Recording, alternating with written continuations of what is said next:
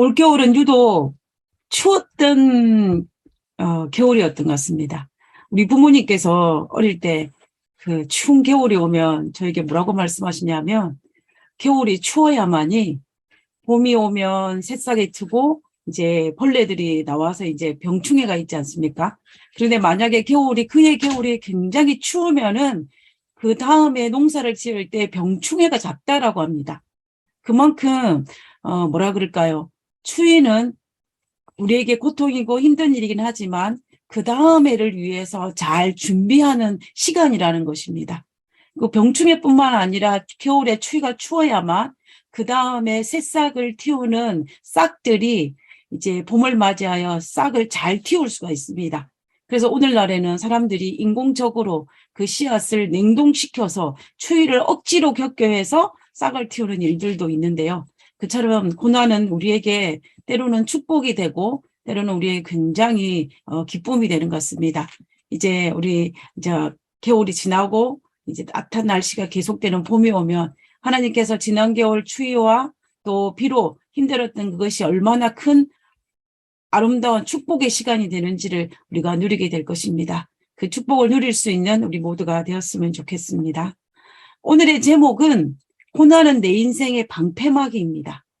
고난이 어떻게 내 인생의 방패막이가 되는지, 우리 천연계에서도 추위가 그 천연계에 도움이 된 것처럼 우리 인생에서도 이 고난이 어떤 내 인생의 축복이 되는지를 오늘 이 시간 살펴보았으면 좋겠습니다. 이 화면에 나와 있는 주인공은 누구냐 하면 다윗입니다. 다윗의 삶을 통해서 그의 있었던 고난이 그 인생의 어떤 방패막이가 되었는지를 우리가 다윗의 생애를 통해서 한번 살펴보기를 원하는 것입니다. 우리가 왕정시대의 역사를 알 수 있는 것은 사무엘 상하와 열왕기 상하와 역대 상하입니다. 이 6개에 걸치는 성경책 속에서 제일 많은 분량을 차지하는 왕은 단연코 다윗입니다. 그만큼 다윗은 파란만장한 삶을 살았다라고 볼 수가 있는데요. 이 다윗이 우리에게 정말로 믿음의 보를 보여준, 그리고 이 다윗 시대 이후에 이스라엘과 남방 유다에 등장하는 수많은 왕들에게 하나의 믿음의 기준이 되는 왕이 누구냐면 바로 이 다윗입니다. 이 다윗은 이새의 막내 아들, 8번째 아들로 태어나서 목동지기를 하다가 15살에 사무엘을 통하여서 기름 부음을 받은 인물이 바로 이 다윗이었던 것입니다. 그래서 결국 다윗은 15살에 자기가 미래의 왕이 될 것이라는 것을 알았다는 것입니다. 그래서 그의 삶을 보면 10대에 이 골리앗과의 싸움에서 승리하였고, 그리고 이제 이 다윗은 사울의 신임을 얻어서 사울의 사위가 됩니다. 그러나 이제 다윗이 점점점 인기가 높아지자 사울은 다윗을 시기하였게 되었고, 다윗을 죽이기로 결심한 사울의 모습을 보게 됩니다. 그래서 다윗은 어쩔 수 없이 사울의 낯을 피해 도망가게 되는데, 그때 다윗의 나이가 20세입니다. 이 20세부터 30세까지 다윗은 줄곧 사울의 낯을 피하여 여기저기를 다니면서 그의 생명을 보존하는 그러한 삶을 살았습니다.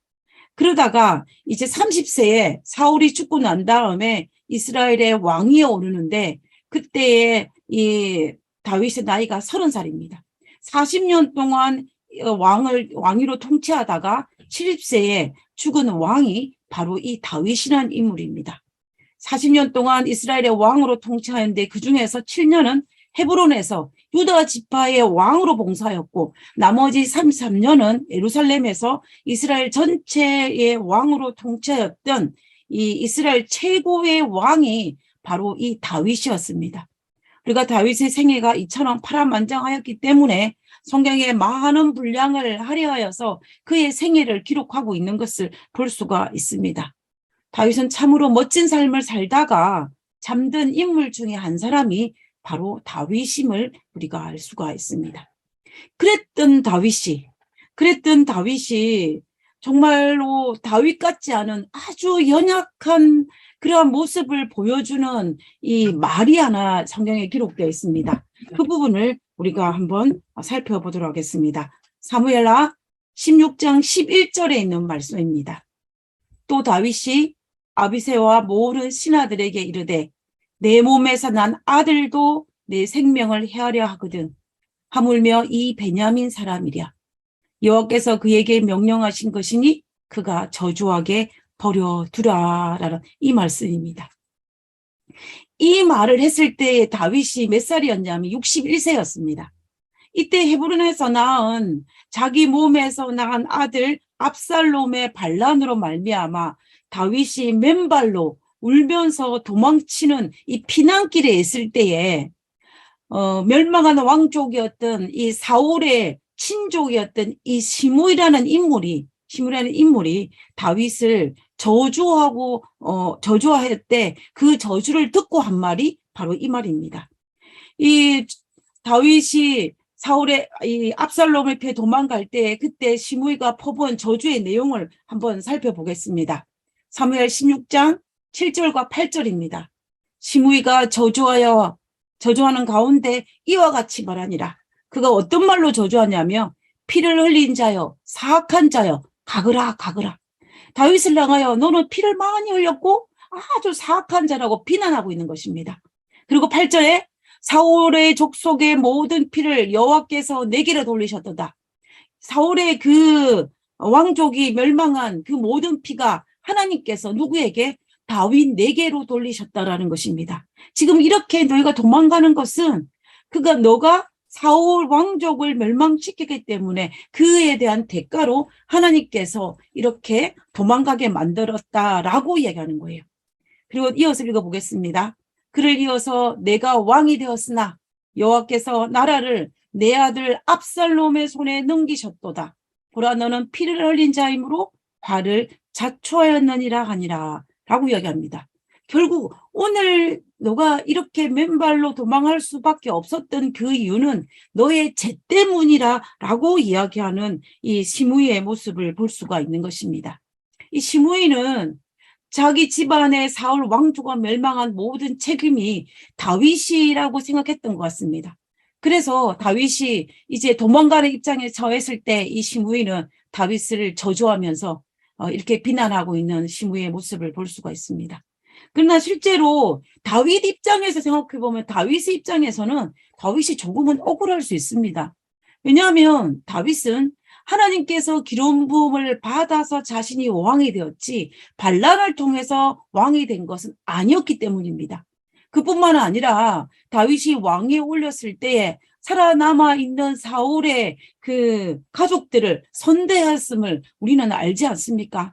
이런 것을 볼 때에 이 다윗의 입장에서는 조금은 억울하게 들릴지도 모르고 이 시므이의 저주가 부당하게 들렸을 것입니다. 그리고 지금 상황이 어떻습니까?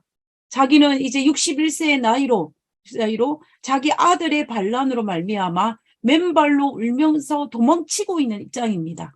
다시 말하면 마음이 굉장히 상한 상태라는 것입니다. 그때에 이 시므이의 이 저주를 들었다면 보통 사람은 어떻게 하겠습니까? 보통 사람은 아마 이 자신을 향해 저주하는 이 시므이를 가만두지 않았을 것입니다.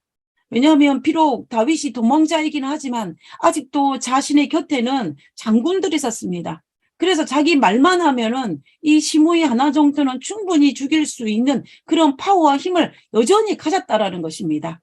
그렇지만 이 시므이의 저주 앞에 옆에 있는 군사들은 분노하였지만 오히려 다윗은 분노하는 대신에 그 신하들을 잠재우면서 그가 이렇게 말한 것입니다. 내 몸에서 난 아들도 내 생명을 헤아려 하거든 하물며 이 베냐민 사람이랴. 여호와께서 그에게 명령하신 것이니 그가 저주하게 버려두라라고 이야기하는 이 다윗의 모습을 볼 수 있다라는 것입니다. 다윗이 어떻게 이런 말을 할 수 있었을까요? 우리가 지금까지 다윗의 모든 모습과는 전혀 다른 다윗의 모습을 여기에서 발견하게 됩니다. 우리가 다윗의 생애를, 이 다윗의 70평생의 생애를 간략하게 우리가 정리를 해보면요. 다윗이 살았던 장소를 중심으로 해서 다윗의 생애를 구분하면 크게 네 가지로 구분을 할 수 있습니다. 첫 번째는 어릴 때, 어릴 때 이 목동지기를 하였던 이 다윗의 모습을 우리가 볼 수가 있고, 그 다음에 두 번째는 다윗이 사울 왕 앞에 출입을 하며 그를 위해 악기를 연주하고 그를 위해 전쟁을 치르고 그를 위해 사위가 되는 이 궁궐에서의 다윗의 모습을 볼 수 있습니다. 그다음에 세 번째는 사울의 낯을 피하여 도망가는 10년 동안 도망하는 20세에서 30세까지의 그 도망자 다윗의 모습을 볼 수 있습니다. 광야의 다윗의 모습이라고 할 수 있겠지요. 그다음에 이제 네 번째는 다윗이 이스라엘의 왕이 되었을 때의 다윗의 이 모습으로 그가 거한 장소를 중심으로 네 가지로 분류할 수 있을 것입니다. 그러나 우리가 다윗의 이 생애를 그의 내면 세계, 그가 가진 마음의 상태를 중심으로, 그의 영적인 상태를 중심으로 다윗의 생애를 분류한다면 두 가지로 분류할 수 있습니다. 첫 번째는 뭐냐면 다윗의 생애에서 영적으로, 그다음에 삶에서 자신감이 넘쳤던 시기입니다. 이 시기는 다윗이 얼마나 영적으로 충만하였고, 그리고 또 영적으로 하나님 앞에 겸손함으로 말미암아 그가 자신감이 넘쳤던 시대인데, 그가 10대에 골리앗과 싸워서 승리할 수 있는 그런 다윗이었습니다.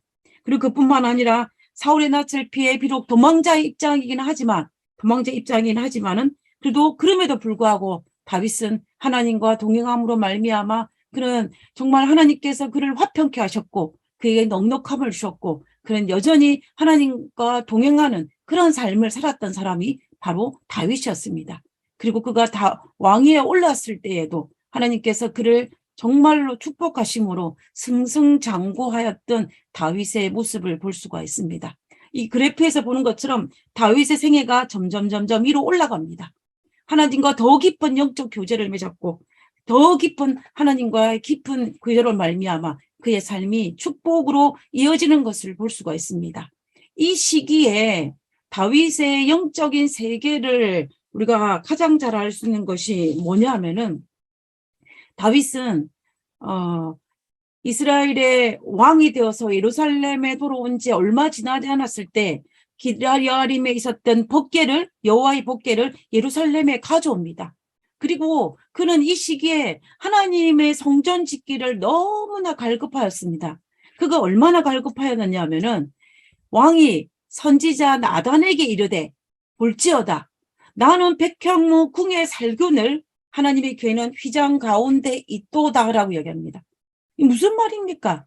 나는 이렇게 좋은 집에 살고 있는데 하나님의 법궤는 휘장 가운데 있기 때문에 내 마음이 너무 불편하니 나는 빨리 하루속히 하나님의 성전을 짓고 싶다라는 그의 갈망을 나타내는 성경절이 바로 이 부분입니다. 다윗이 얼마나 하나님을 사랑했는지를 충분히 알 수 있습니다. 다윗은 이 시기 동안 하나님과 아주 긴밀한 영적 교제를 하였고 또 그런 말미암아 정말로 하나님의 성전을 짓고자 하는 갈망이 그 어느 누구보다 강한 사람이 바로 다윗이었음을 우리는 알 수가 있습니다. 그러나 어떻습니까? 그러나 하나님께서는 다윗에게 하나님의 성전 짓기를 허락하지 않으셨습니다. 그러나 하나님께서는 이 다윗의 믿음을 보시고 어떻게 하셨습니까? 엄청난 축복을 하셨습니다. 그 축복이 바로 다윗의 축복이고 하나님께서 다윗과 맺은 언약, 다윗의 언약입니다. 하나님께서 뭐라고 언약을 맺으셨냐면은 사무엘하 7장 15절과 16절에 보면은 다윗이 이러한 마음을 아신 하나님께서 다윗에게 하신 말씀입니다. 하나님이 내가 내 앞에서 물러나게 한 사울에게서 내 은총을 빼앗았던 것처럼 그에게서 빼앗질 아니하리라. 무슨 말이냐면은 사울은 왕이라면 아버지가 왕이면 그 왕권은 그의 아들에게 물려갑니다. 근데 사울은 그 왕권이 아들에게 물려가지 아니하고 베냐민 지파가 아닌 또 다른 지파인 유다 지파인 다윗에게 물려갔다라는 것입니다. 그렇지만은 16절에 내 집과 다윗의 집과 내 나라가 이스라엘의 나라가 내 앞에서 영원히 보존되고 내 왕위가 영원히 경고하리라 라고 약속하셨습니다. 이것이 다윗 언약입니다. 이 언약의 핵심은 이 왕권이 다윗에게서 떠나지 아니하고 계속 보존되겠다라는 것입니다. 우리가 역대기를 읽어보면 그 남방 유다의 그 왕들이 때로는 패역하고 때로는 하나님 앞에 불순종하면서 악한 왕이었지만 하나님께서 다윗을 기억하여서 그 왕위가 이 보존되는 것을 우리는 성경의 기록을 통해서 확인할 수가 있습니다. 그것은 바로 누구 때문이냐면 하나님과 다윗과 맺은 이 다윗의 언약 때문이었음을 알 수가 있다는 것입니다. 이처럼 하나님께서는 다윗에게 엄청난 축복을 하셨음을 우리는 알 수가 있습니다. 그러나 하나님께서 이런 엄청난 축복을 받았지만 다윗 입장에서 가만히 생각해 보면은 다윗은 지금 무엇을 하고 싶은 욕망이 굉장히 강했습니까? 그것은 성전을 짓고 싶은 욕망이 강했습니다. 그런데 이 사무엘 7장에 있는 이 똑같은 내용을 역대상 17절에는 뭐라고 기록하고 있냐면 그 밤에 하나님의 말씀이 나단에게 임하여 이르시되 가서 내 종 다윗에게 말하기를 여호와의 말씀이 너는 내가 거할 집을 건축하지 말라 이렇게 했다고 직접적으로 말씀하셨습니다. 우리가 사무엘 하에는 조금 두리뭉실하게 이야기했다면 역대기상 17장에서는 아주 정확하게 말했습니다. 다시 말하면 너는 성전을 짓지 못할 것이라 라고 단도직입적으로 말했다는 것입니다. 이러했을 때 다윗이 어땠습니까? 다윗은 하나님의 축복을 받은 것은 너무너무 좋지만 다윗은 그의 마음속에 어떤 마음? 성전을 짓고 싶은 갈망이 굉장히 심했습니다. 굉장히 컸습니다. 근데 그것이 좌절된 것입니다. 그때에 다윗은 어떻게 합니까? 다윗은 하나님의 뜻을 받아들입니다. 그리고 자신이 할 수 있는, 자신은 성전을 짓지 못하지만 그 대신에 무엇을 하냐면 성전을 지을 수 있는 자금들을 끌어모읍니다. 그래서 결국은 이 성전을 지은 사람은 솔로몬일지 모르지만 이 성전을 짓기 위해서 자금을, 건축 헌금을 만든 사람은 누구였냐? 다윗이었음을 알 수가 있다는 것입니다. 우리가 이 모습을 통해서도 우리는 이 다윗의 아름다운 이 순종의 신앙을 볼 수가 있다는 것입니다. 다윗은 하나님께서 노했을 때 그것을 받아들일 수 있는 믿음을 가진 자가 바로 다윗이라는 것입니다. 우리도 정말로 다윗과 같은 이러한 신앙을 가지는 것은 우리에게 굉장히 필요합니다. 정말 우리가 때로는 하나님께서 우리의 삶에 있어 노라고 대답하셨을 때 우리가 그것을 믿음으로 받아들일 수 있는 믿음의 거장이 되어야 할 것입니다. 하나님께서는 우리의 기도를 할 때의 기도의 응답이 하나님의 기도의 응답은 항상 예스가 아닙니다. 때로는 하나님께서는 노라고도 응답하시고 때로는 하나님께서 침묵으로도 응답하십니다. 그러므로 우리가 하나님께 기도 드릴 때 응답받지 못하는 기도는 하나도 없습니다. 우리가 간혹 어떻게 하냐면 나는 기도를 열심히 하는데 내 기도는 하나도 응답받지 못해서 라고 말하면 이거는 말이 안 되는 것입니다. 그 말은 내가 A를 기도할 때 그 요구사항이 이루어져야만 응답받았다라고 생각하기 때문에 우리는 응답받지 못했다라고 이야기하지만 실제로 하나님께서는 우리의 형편과 우리의 상황과 우리의 모든 것을 아시는 하나님께서 우리의 삶에 합당하게 때로는 예스라 응답하시고 때로는 노라 응답하시고 때로는 침묵으로 응답하시기 때문에 우리의 삶에 응답받지 못한 기도는 단 하나도 없다라는 것을 우리가 알 수가 있습니다. 그때에 우리는 하나님께서 노라 응답하셨을 때 그것을 받아들일 수 있는 그런 신앙이 우리에게 필요하다는 것입니다. 누구처럼요? 다윗처럼. 그것을 받아들여서 지금 내가 할 수 있는 그것을 할 수 있는 그러한 사람이 되어야만이 우리가 정말로 신앙인이 아닐까라는 생각을 하게 됩니다. 하나님께서 다윗에게 이 다윗 언약을 선포하셨을 때 하나님께서 다윗에게 성전을 짓지 못한다라는 노라는 응답을 했을 때 그때 다윗의 신앙이 절정기였고 그리고 그 삶 동안 다윗의 절정기였음을 우리가 알 수가 있습니다. 그래서 결국 다윗은 정말 하나님께 가장 큰 축복을 받았던 시기가 이 시기였음을 우리가 알 수가 있는 것입니다. 그러므로 그는 모든 백성의 존경을 한 몸에 받았고 그 이웃 왕들은 다윗을 두려워하였습니다. 그리고 하나님은 그를 베푼 그 사랑을 다윗이 받아 감당할 수 있는 그런 삶을 살았던 시기가 바로 이때였음을 우리가 알 수 있다는 것입니다. 자, 이 시기에 우리가 다윗의 이러한 시기에 다윗의 신앙의 모습이 어떠한지, 다윗이 이렇게 그의 신앙의 절정을 이루었을 때, 다윗이 점점 더 하나님 안에서 영적으로 충만해져 갔을 때 다윗의 생애를 특정 지을 수 있는 성경절을 뽑는다면 우리는 두 가지를 크게 뽑을 수 있을 것 같습니다. 그 성경절을 첫 번째는 이 성경절입니다. 사무엘상 30장 8절에 있는 말씀입니다. 다윗이 여호와께 묻자와 이르되, 다윗은 하나님께 묻자와 신앙을 하고 있는 다윗의 모습을 볼 수가 있습니다. 이 성경절은 사실은 사무엘상에 그리고 사무엘하에 굉장히 많이 등장합니다. 다윗이 여호와께 묻자와 이르되, 다윗이 여호와께 묻자와 이르되, 이 말씀이 굉장히 자주 반복됩니다. 다윗이 정말로 무엇을 하든지 정말로 이상하리만큼 하나님께 여쭈고 또 하나님께 응답하는 것을 이 성경 저자는 반복하여 기록하고 있습니다.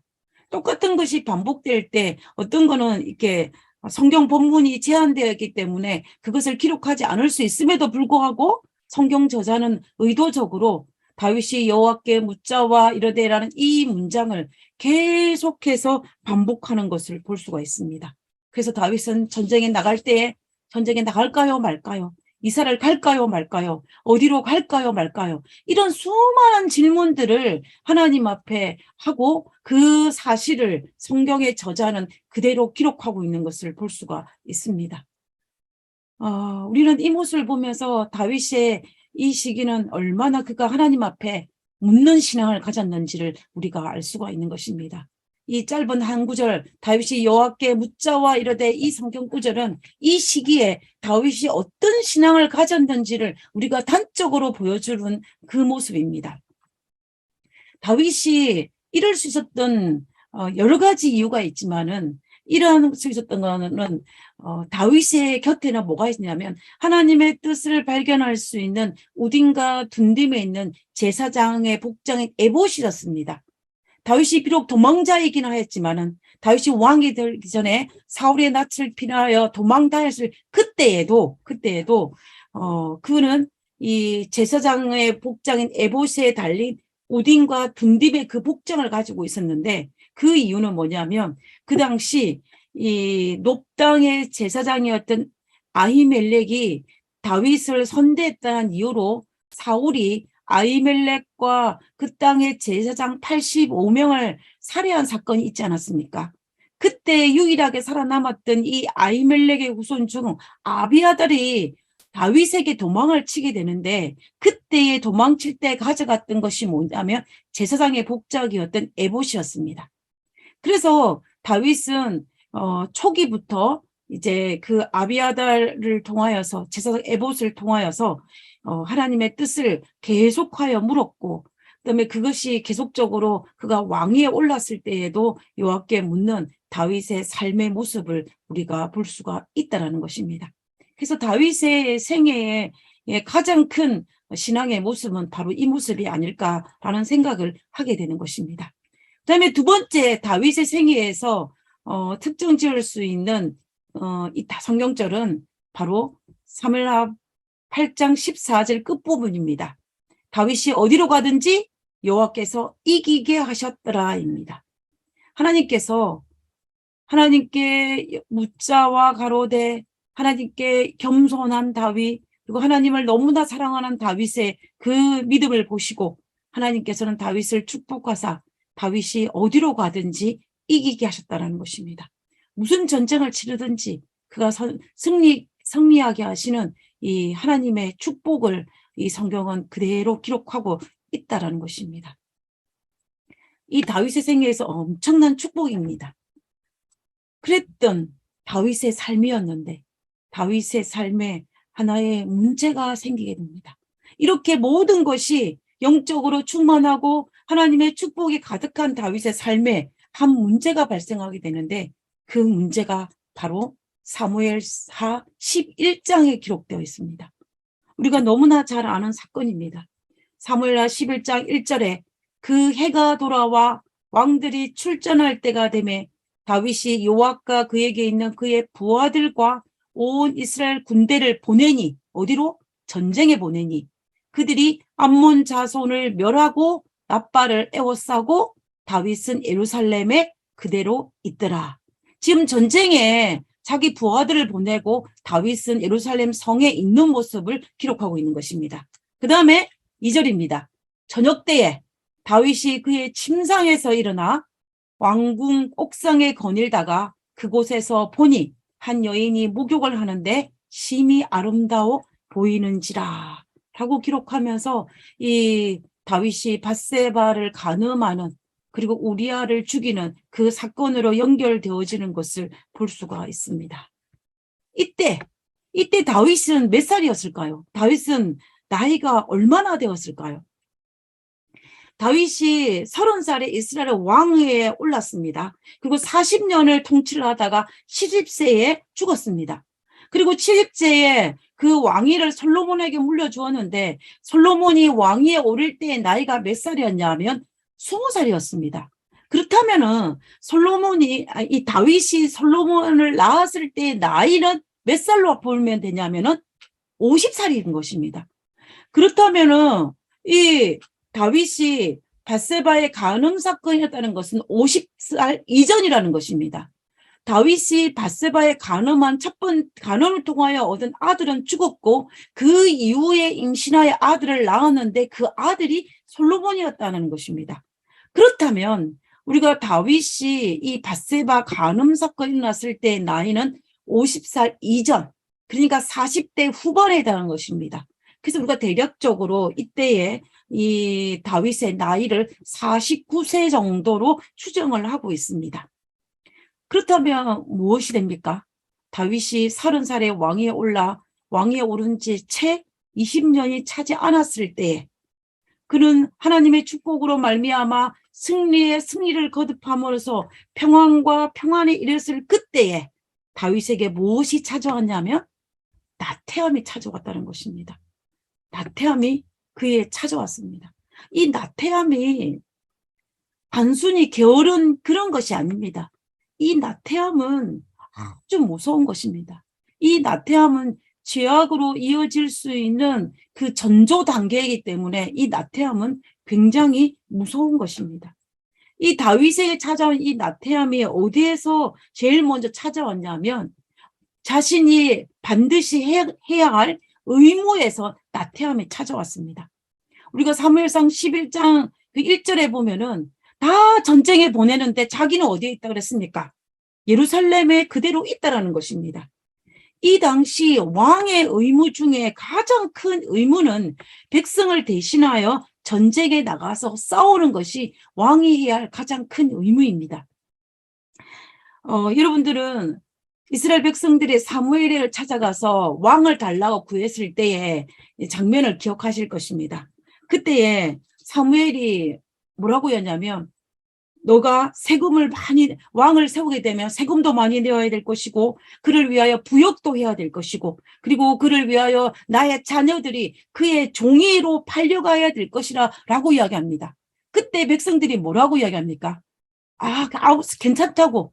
내가 세금도 많이 내고 내가 부역도 많이 하고 그리고 나의 자녀들을 왕을 위해서 종으로 내어준다 할지라도 우리를 대신하여 전쟁에 나와 싸워주기만 하면 우리는 왕이 필요하다라고 이야기합니다.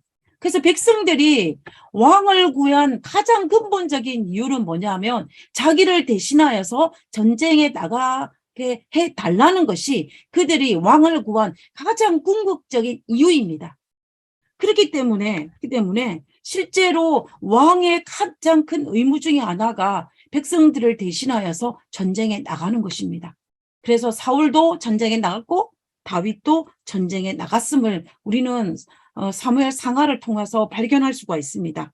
그리고 솔로몬 시대에는 솔로몬이 종종 전쟁에 나가지 않은 경우도 있었지만은 그 이후에 역대 상하와 열왕기 상하를 읽어보면 이스라엘과 남방 유다의 왕들은 전쟁에 나갔던 기록들이 아주 많이 있음을 우리는 곳곳에서 찾을 수가 있습니다.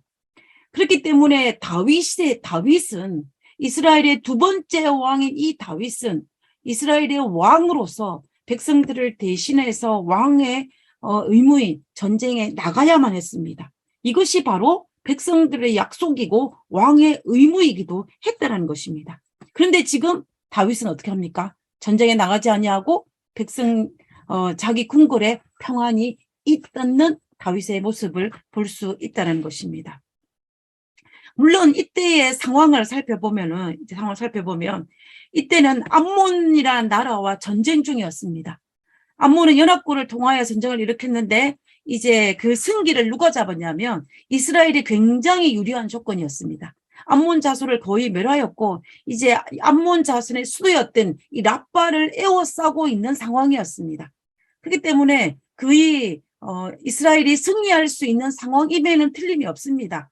암몬을 정복하는 것은 시간 문제의 상황이었습니다. 그래서 아마 다윗은 자신이 직접 참여하지 않아도 이제 승리할 수 있을 것이라고 생각을 하고 요압에게 전쟁의 지휘권을 맡기고 자신은 평안히 예루살렘에 남아 있었는지도 모르겠습니다. 그러나 아무리 전쟁에서 승기를 잡았다 할지라도 지금은 전쟁 중입니다. 그리고 옛날의 다윗의 모습과 비교해보면 이 다윗성에 머물러 있는 다윗의 모습은 옛날의 다윗 모습과는 정말로 다릅니다. 다시 말하면 옛날의 다윗 모습이 아니라는 것입니다. 결과적으로 다윗이 자기의 삶의 나태함에 찾아와서 전쟁에 나가지 않는 다윗의 모습을 드러내는 것입니다. 그리고 그 나태함은 어디에까지 이르렀냐면 이 낮잠을 자는 다윗의 모습으로 등장합니다. 전쟁에 나가지 않은 것도 모자라서 낮잠을 자고 있는데 이 낮잠을 얼마나 많이 잤냐면 저녁 때까지 잤습니다. 해가 질 때쯤 자다가 그때의 다윗이 침상에서 일어난 것입니다. 우리가 피곤하면 낮잠을 잘 수 있습니다. 그죠? 근데 지금 다윗은 피곤하여 낮잠을 잔 것이 아니에요. 만약에 피곤해 낮잠을 잤다면 일어나가지고 빨리빨리 자기 해야 할 무슨 일을 했을 것입니다. 그런데 다윗은 그렇게 하지 않아요. 실컷 자다가 다른 사람이 하루 일과를 마무리하고 이제 집에 돌아와서 하루 일과를 샤워를 하고 일과를 마무리 그 시간에 늦지막하게 다윗이 일어나가지고 이제 옥상에 올라가서 산책을 즐기고 있는 이 다윗의 모습을 볼 때에 다윗은 나태함의 한 모습인 것을 우리가 볼 수가 있습니다. 옛날 같지 않은 다윗의 모습입니다. 다윗은 옛날 같으면 하나님께 물어서 전쟁에 나갈까요 말까요 물어야 했습니다. 그러나 다윗은 물었다는 기록은 거기에 찾아볼 수도 없고 전쟁에 참여하지 않았습니다. 그리고 다윗은 정말 하나님께 묻지도 아니하고 자신의 욕망대로 자신의 감정대로 우리의 아내 밧세바가 아름다워 보여서 그를 탐하는 그런 다윗의 모습을 보는 것입니다. 다윗은 분명히 옛날의 다윗이 아니었습니다. 자, 다윗이 왜 이렇게 되었을까요?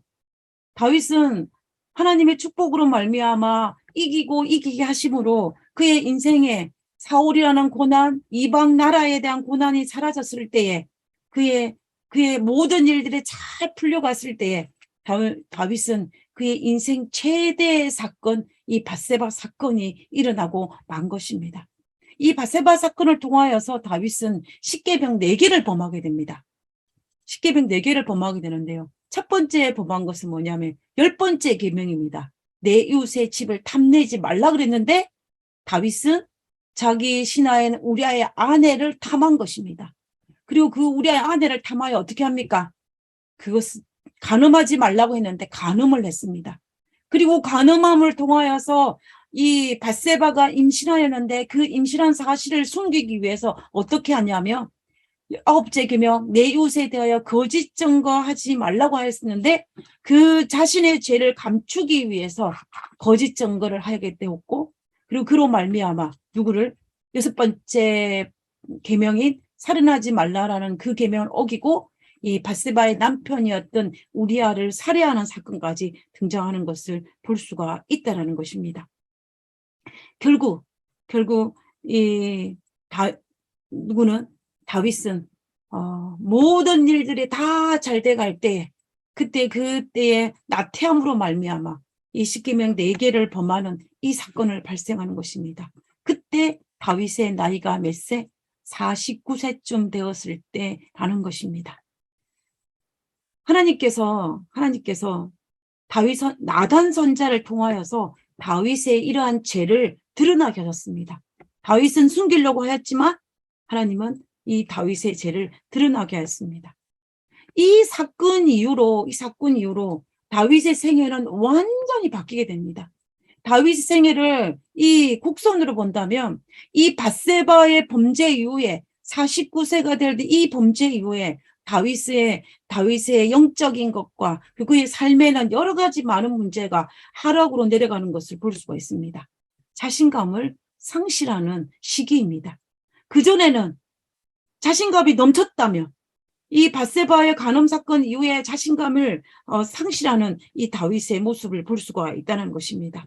밧세바 사건 이전에는 정말 하나님과 이 친밀한 영적 교제를 통하여서 그의 삶과 그의 신앙이 정말 거칠 것 없이 자신감이 넘치는 삶이었는데 밧세바 사건 이후에는 정말 그는 그 자신감을 상실하고 그 죄악의 결과를 바라보면서 정말 가슴 아파하며 하나님의 섭리를 받아들이는 그러한 다윗의 모습을 볼 수 있다는 것입니다. 그래서 이 두 번째 자신을 상실하는 이 시기에 이 다윗의 생애의 이 두 번째 단락인 이 모습을 우리는 이 성경을 통해서 확인하고자 합니다. 우리는 이 모습을 어디서 확인할 수가 있냐면 다윗에게 이 밧세바의 범죄 사건으로 말미암아 선고되어진 이 선고를 통하여서 죄의 결과를 통하여서 우리는 알 수가 있습니다. 이 첫 번째는 다윗이 스스로 자신에게 선고를 내린 것이 있었고 두 번째는 하나님께서 다윗에게 내린 선고였습니다. 이 다윗 스스로 내린 선고에는 그 배경은 나단 선지자가 다윗에게 가가지고 이 다윗의 죄를 드러내기 전에 한 예를 들어서 설명합니다. 한 성읍에 두 사람이 있는데 한 사람은 양이 굉장히 많은 부자, 양과 소가 굉장히 많은 거부였고 다른 한 사람은 암양 새끼 하나밖에 없는 가난한 자였다는 것입니다. 그런데 이 성읍에 손님이 왔는데 이 부자가 이 손님을 대접하기 위해서 자기 집에 기르는 이 양을 잡아서 대접을 해야 되는데 이 거부가 자기 집에 있는 소와 양이 아까워서 누구의 소를 가져다가 하냐면은 이 가난한 자의 하나밖에 없는 이 양을 잡아다가 이제 손님을 대접하였다라고 나단 선지자가 다윗에게 이야기합니다. 이 이야기를 들은 다윗이 말한 내용이 바로 5절과 6절입니다. 다윗이 그 사람으로 말미암아 그 사람이 누굽니까? 거부. 양과 소가 많은 그 부자가 한 행위로 말미암아 노하여 나단에게 이르되 여호와의 살아계심을 두고 맹세하노니 그 일을 행한 그 사람은 마땅히 죽으리라고 선고를 내렸습니다. 두 번째는 그가 불쌍히 여기지 아니하고 이런 일을 행하였으니 그 양 새끼를 4배나 갚아주어야 하리라고 이야기합니다. 4배를 갚아주리라고 이야기합니다. 결국 다윗은 그것이 자기가 행한 일인 줄 모르고 다윗이 선고를 내리는데 두 가지를 선고했는데 죽으리라는 선고였고 4배나 갚아주리라는 선고였습니다. 그리고 하나님께서 다윗에게 내린 선고는 뭐냐면은 사무엘하 12장 10절입니다. 칼이 내 집에서 영원토록 떠나지 아니하리라 하겠고 첫 번째, 그다음에 11절에 여호와께서 또 이와 같이 이르시기를 보라 내가 너와 내 집에 재앙을 일으키고 내가 내 눈에서 내 아내를 빼앗아 내 이웃에게 주리니 그 사람들이 내 아내들과 더불어 백주에 동침하리라 라는 이 선고를 내립니다. 다윗이 내가 반드시 죽으리라 했던 그것은 다윗이 하나님 앞에 진심으로 회개함으로 말미암아 하나님께서 그 죄는 용서하셨습니다. 그러나 그 외에 이 재앙들은 하나님께서 그 남은 49세 이후에 돌아가시기 전까지의 삶을 통해서 이제 나타나는 것을 볼 수가 있는데요. 이게 보면 칼이 영원히 떠나지 아니라라는 이 말씀이 다윗의 생애에서 어떻게 성취되는지를 살펴보면 다윗의 아들이었던 이 압살롬이 그의 형인 암논을, 다윗의 장자였던 암논을 죽입니다. 그리고 압살롬이 칼을 들어서 아버지를 반역합니다. 그리고 그 다윗의 아들이었던 아도니아가 어떠합니까? 칼을 들어서 다윗을 향하여, 그의 형제 솔로몬을 향하여 칼을 들어서 반역하는 것을 볼 수 있습니다. 그래서 칼이 영원히 떠나지 아니하리라는 그 예언이 성취되는 것을 우리는 볼 수가 있다는 것입니다. 그리고 두 번째는 백주의 동치말이라 그랬는데, 이 압살롬이 반란을 일으켜서 이제 다윗이 야반 도주를 하고 다윗성을 차지하게 됩니다. 그때에 이 압살롬이 다윗성에 들어가가지고 어떤 일을 해가냐면, 이 압살롬의 신하였던 이 지략가, 아주 지혜가 많고 모략자인 아히멜렉이라는 인물이 있습니다. 그 아히멜렉이 어떻게 압살롬에게 제안을 하냐면, 이 다윗이 도망갈 때에 성 안에 10명의 첩을 남겨두었는데 그 첩을 지붕 꼭대기에 천막을 치고 백주대낮에 동침하라고 제안을 합니다. 왜냐하면은 이 당시에 이제 풍습상으로 관례적으로 어떤 내용이냐면, 아버지의 아내와 동침하는 것은 그 대권이 아버지에게서 아들에게로 넘어갔음을 의미하는 것이었습니다. 그 당시의 풍습상으로, 성경에 기록된 것이 아니고 그 당시 시대적인 풍습에 의하면 아버지의 대권이 아들에게 넘어가는 그 의미가 아버지의 아내와 동침하는 것이란 그런 풍습이 있었어요. 그래서 그것을 기억한 이 지략가인 아히도멜이 그것을 누구에게? 압살롬에게 제안을 합니다. 그래서 압살롬이 그 제안을 받아들여요. 그래서 정말 백주대낮에 그 아버지의 첩과 동침하는 그러한 일들이 벌어지는 것입니다. 결국 이러한 이 모든 것들을 살펴볼 때 다윗은 밧세바 사건 이후에 그는 정말로 그의 삶에 있어서 자신의 그 죄의 결과를 눈으로 목격하는 아픔을 겪어야만 했습니다. 우리가 다윗이 이 밧세바의 간음 사건이 한순간의 실수라고 볼 수 있을지는 모르지만, 다윗의 실수는 여호와의 말씀을 업신여긴 결과입니다. 하루아침에 온 결과가 아니라 자신의 생애에 고난이 없어지자 여호와를 의뢰하는 마음보다는, 자신에게 주어진 축복에 대한 감사하는 마음보다는 그 축복을 당연시 여기는 마음이 생겼고, 그로 말미암아 방종하게 되었고, 그로 말미암아 나태함이 찾아와서 여호와의 말씀을 없이 여김으로 말미암아 그는 십계명 4개를 범하는 그 죄의 결과로 밧세바의 범죄 사건이 일어났다라는 것입니다.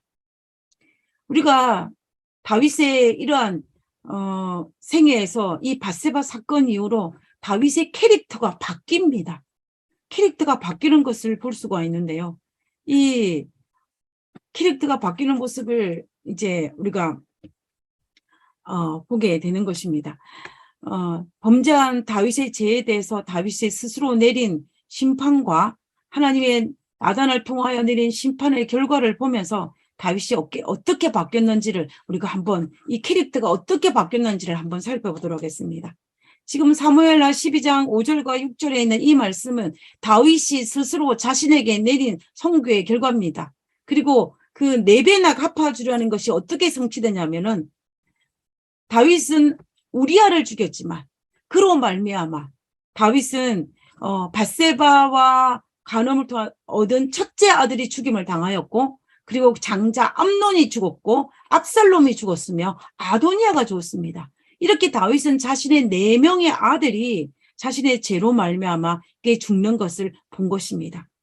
그런데 이런 자녀들의 죽음까지 이르는 이런 자녀들의 죄악 앞에서 다윗의 태도에 우리는 주목할 필요가 있다는 것입니다. 다윗이 이 50세 이후에 바세바 사건 이후에 다윗의 자녀들이 그 집안에 칼이 끊이지 아니하며 살인과 반역과 이런 일들이 계속 끊이지 않은데 그때에 보인 다윗의 태도를 우리가 주목해 보고자 하는 것입니다. 이 장자 암논이 자기 여동생 다말을 강간하였을 때에도 다윗이 어떻게 합니까? 아무 말을 하지 않습니다. 침묵합니다. 그리고 동생 압살롬이 그의 형 암논을 죽였을 때도 다윗은 아무 말을 하지 않아요. 책망하지 않습니다. 우리 같으면 어떻게 합니까? 암논이 그의 여동생 다말을 겁탈하였으면 그를 데려놓고 암논을 야단을 쳐야 됩니다. 그러나 다윗은 그렇게 하지 않아요. 그리고 압살롬이 암논을 죽였을 때도 보통이라면 아버지가 압살롬을 불러서 그의 죄를 물어야 할 것입니다. 그러나 다윗은 그렇게 하지 않습니다. 자신이 지은 간음죄를 암논이 지었을 때에도, 그리고 자신이 저지른 살인죄를 그의 아들 압살롬이 지었을 때도 다윗은 침묵했다는 사실이에요. 원래 다윗의 캐릭터는 정말 어떤 캐릭터냐면 나단 선지자가 와가지고 그 이웃의 양을 훔친 비유를 들지 않았습니까? 그때 다윗이 어떻게 했습니까? 다윗은 그 비유를 들었을 때 마땅히 죽어야 할 것이라고 이야기했습니다. 그리고 4배나 갚아줘야 한다라고 얘기했습니다. 그랬던 다윗이었습니다. 그런데 다윗이 자신의 죄와 동일한 죄를 짓는 그의 아들들의 모습을 보면서 이 다윗은 옛날과 다른 침묵으로 아무 말도 하지 못하는 그러한 다윗의 모습으로 바뀌는 것을 볼 수가 있다는 것입니다. 우리가 겉으로 보기에는 우유부단한 성격의 소유자라고 생각할지 모르지만 우리가 과거의 다윗의 모습을 본다면 이 아무 말도 못하는 이 다윗은 정말로 절대로 우유부단한 성격이 아니라 그가 이 모든 것을 감내하고 있다는 다윗의 모습을 볼 수가 있다는 것입니다. 그런 모습을 보면서 다윗의 본심은, 마음은 어떠했겠습니까? 자신의 죄를 답습하고 있는 자신의 아들들의 모습을 보면서 얼마나 마음이 아팠겠습니까? 그는 정말로 용기 백백하고 자신감 넘치고 당당한 다윗이었지만 정말 이때에는 그 죄를 짓고 난 다음에 다윗은 정말로 연약하게 짝이 없는 그런 신앙인의 모습으로 바뀌는 다윗의 모습을 볼 수가 있다는 것입니다. 자신의 아들 압살롬이 아버지인 자신의 왕권을 탈취할 때에도 다윗이 어떡합니까? 연약한 모습을 보입니다. 그리고 이 자신의 왕권을 탈취한 압살롬이 죽었을 때에 죽음의 소식을 듣고 그 아들을 향하여 슬피 웁니다. 슬피 우는 다윗의 모습을 우리는 기억하고 있습니다. 그리고 이 다윗이 압살롬의 반역으로 말미암아 맨발로 도주했을 때 이 사울의 친족이었던 시므이가 저주할 때 어떻게 합니까? 버려두라. 내 몸에서 난 아들도 내 생명을 헤아려 하거든. 하물며 이 베냐민 사람이야. 여호와께서 그에게 명령하신 것이니 그가 저주하게 버려두라라고 이야기합니다. 다윗이 바뀐 것입니다. 다윗이 바뀐 것입니다. 우리가 다윗이 이렇게 시므이를 선대하고 압살롬의 죽음 앞에서 눈물로 통곡하는 모습을 볼 때에 옛날 같으면 물론 다윗이 그를 긍휼히 여겨서 압살롬의 죽음을 슬퍼하고 시므이의 저주를 용서할 수 있을지 모릅니다.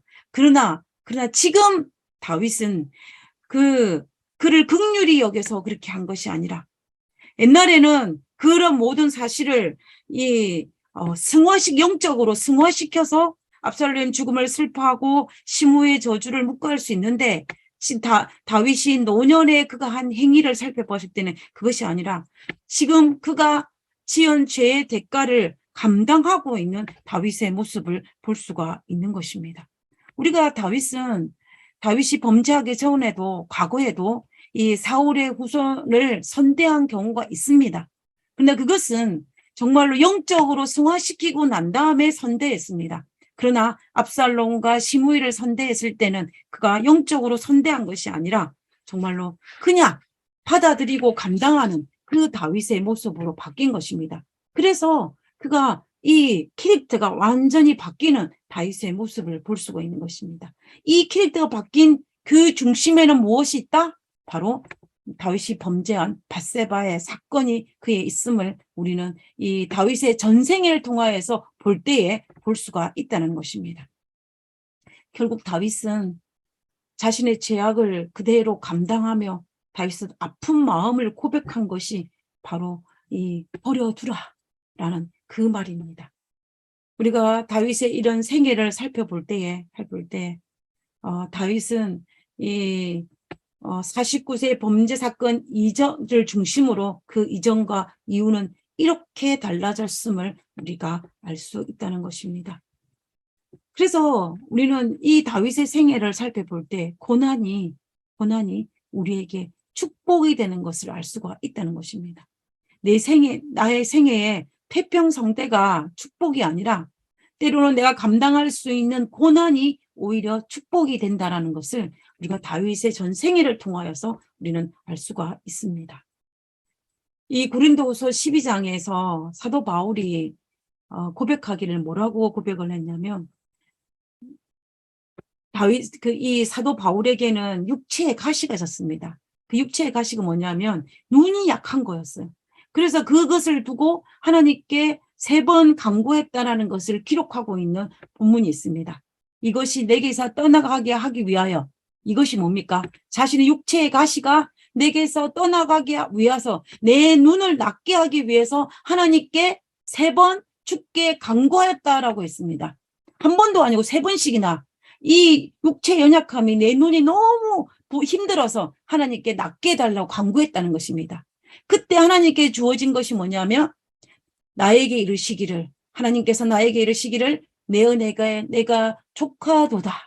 이는 내 능력이 약한 데서 온전하여짐이라 하신지라 라고 하였다고 이 사도 바울이 고백하였습니다. 내 은혜가 내게 족하다고 말씀하시면서 하나님께서 너의 약한 데서 너의 약한 육신의 그 육체의 가시가 오히려 그것으로 말미암아 너의 온전하게 되었다라고 하나님께 말씀하셨는데 이 사실을 두고 다윗이 뭐라고 고백하냐면 여러 계시를 받은 것이 지극히 크므로 내가 하나님으로부터 여러 계시를 받아서 이 큰 계시로 말미암아 너무 자고하지 않게 하시려고 너무 교만하지 않게 하시려고 내 육체의 가시 내 눈의 연약함을 주셨으니 그 사탄의 사자를 주셨으니 이는 나를 쳐서 너무 자만하지 그만하지 않게 하심이라 라고 고백합니다. 하나님께서 이렇게 말씀하시고 사도 바울이 본인도 고백하기를 자신의 육체의 가시가 자신의 교만을 막아주는데 큰 공헌을 하였다라고 그가 고백하는 것입니다. 그래서 그의 고난이 오히려 축복이 되었다라고 이 사도 바울이 고백하는 부분이 바로 이 부분입니다. 엘렌 G 화이트도 자신이 신앙을 간증할 때 어떤 간증을 한 적이 있었냐면은 이 엘렌 G 화이트는 초등학교 3학년 때에 친구가 던지는 돌이 코에 맞아가지고 그로 말미암아 굉장히 위급했던 적이 있었습니다. 그 이후로 이 엘렌 G 화이트는 오랫동안 병치를 하였고 연약한 육신을 가졌습니다. 그런데 이 엘렌 G 화이트이 고백하기를 그 연약함이 자신의 육체의 그 연약함이 자신의 교만을 막아주었다라고 했습니다. 왜냐하면은 자신이 교만해지려고 하면 자신의 육신의 연약함으로 말미암아 하나님께 매달리게 되고 그리고 그 하나님께 또 자신의 연약함으로 말미암아 하나님 앞에 겸손하게 부복하게 되고 하나님께 의뢰하는 삶을 살았기 때문에 자신의 교만을 막아주는 큰 축복이 된 것이 바로 자신의 육체에 가신 연약함이었다라고 고백하는 것을 읽었던 적이 있습니다. 이처럼 고난은 축복입니다. 지금 나의 삶에 이런 지금 이 돛담배가 가는 것처럼 이 고난들이 계속 몰려오고 있습니까? 한 고난이 물려가는 것 같으면 또 다른 고난이 다가오고 한 고난이 넘어 지나가는 것 같으면 또 다른 고난이 물러오는 것처럼 이 파도가 넘실대는 그 바다 위에 떠다니는 이 배의 삶이 혹시 우리의 삶이 아닙니까? 그러면 우리는 이 고난이 내 인생의 방패막이가 된다는 사실을 알고 내가 기뻐해야 할 것입니다. 이 고난은 나를 망가뜨리는 고난이 아니고 이 고난은 나를 지켜주는 나의 방패막이 된다는 사실을 우리가 잊지 말아야 합니다. 이 고난이 내 인생의 방패막이가 될 수 있는 것은 이때에 내 믿음을 붙잡고 어떻게 됩니까? 하나님과 동행하면서 그 고난을 지나갈 때야만이 이 고난이 우리에게 축복이 되는 것입니다. 그러나 만약에 이 고난이 닥쳐질 때 하나님을 붙잡지 아니하고 믿음을 동하니 하고 고난과 함께 마치면 당하면 어떻게 되겠습니까? 이 배는 그 고난으로 말미암아 넘어지게 되는 것입니다. 고난을 당했을 때에 믿음을 붙잡을 때에만이 나에게 축복으로 이어집니다. 그리고 지금 내 삶에 혹시나 고난이 없다면 또 모든 일들이 잘 돼가고 태평성대를 이룬다면은 우리가 이것이 나에게 큰 저주가 되지 않냐고 축복을 내는 방법이 뭐가 있겠습니까? 그때에 우리가 나태하지 아니하고 누구처럼? 다윗처럼 나태하지 아니하고 하나님께 더 큰 감사를 드리고 더 큰 찬양을 드리고 더 큰 헌신을 할 때 그때에 우리는 어떻게 됩니까? 이 축복이 더 큰 축복으로 이어질 수가 있는 것입니다. 그래서 우리 인생에 있어가지고 고난도 축복이고 또 우리 인생에 이 축복이 이를 때에 더 큰 축복이 될 수 있는 것은 우리가 얼마나 하나님 앞에 겸손하고 얼마나 하나님을 붙잡느냐가 중요하다는 것입니다. 그러나 우리가 성경을 보고 우리 삶의 전체를 볼 때에 평안할 때 나태하지 아니하고 더 큰 감사와 더 큰 찬양과 더 큰 헌신을 하는 것보다 우리에게 고난이 왔을 때 하나님께 매달리는 것이 더 쉽다라는 것입니다. 그래서 고난이 축복입니다. 그래서 고난이 내 인생의 방패막이가 되는 것입니다.